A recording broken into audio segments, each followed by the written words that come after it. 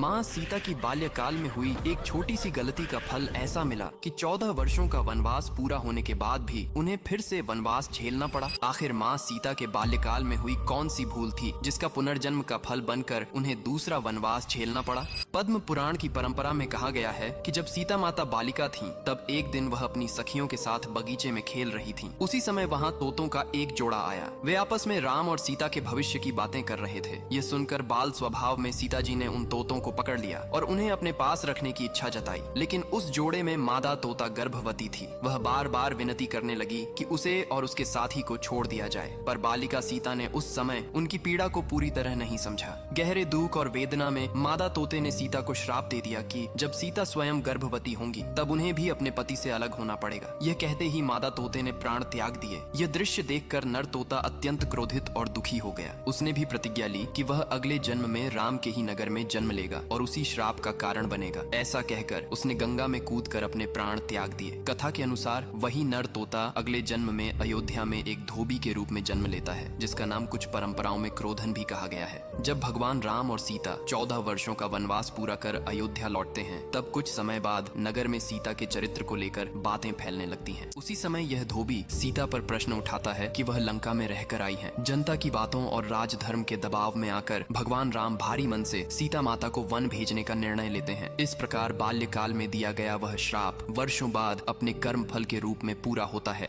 तो बोलिए जय सिया राम।